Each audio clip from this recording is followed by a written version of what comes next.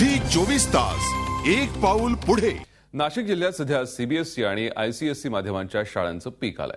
बोर्डाकडून आणि शिक्षण विभागाकडून कोणतीही परवानगी नसताना या शाळा दिमाखात सुरू आहेत। नियमांनुसार बिल्डिंग मैदान नसताना अक्षरशः कोंडवाड्यात या शाळा सुरू आहेत। ही सीबीएसई आयसीएसई पॅटर्नची इंटरनॅशनल शाळा सिडकोतल्या एका रो हाऊस मध्ये ही शाळा सुरू आहे। या शाळेला मैदान नाही की मोकळ्या हवेतल्या खोल्या नाहीत। अंगणात अतिक्रमण आणि गच्चीवरही अनधिकृत बांधकाम करून ही शाळा भरते।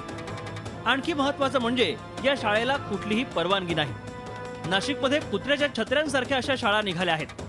सीबीएसई बोर्ड जर सुरू करायचे असेल तुम्हाला तर मिनिमम 2 एकरची जागा पाहिजे। तर त्या 2 एकरच्या जागेसाठी आमचा हा सगळा ट्राय चालू आहे की जेव्हा तुम्ही लॉन्च करणार, समजा माझी जर स्कूल जेव्हा लॉन्च होईल तेव्हा मी सर्वात फर्स्ट अगोदर ही प्रायोरिटी देईल की मला स्कूलला जागा अवेलेबल करू शकतो का, तरच मी पुढे कंटिन्यू करेन।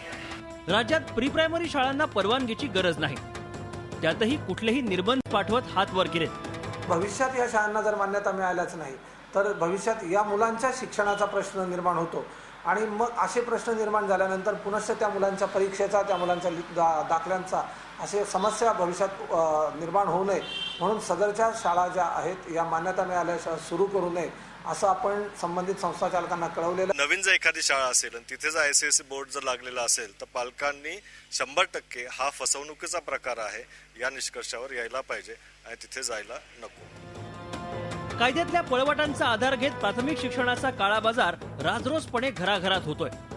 एका बाजूला मराठी शाळांची गळचेपी करत या शाळांना मोकळं रान दिलं जात आहे। घराजवळ शाळा पाहून पालक मुलांना शाळेत पाठवत आहेत, पण त्याआधी शहानिशा करणं अत्यंत गरजेचं आहे। झी 24 तास साठी योगेश खरे, नाशिक। झी 24 तास एक पाऊल पुढे।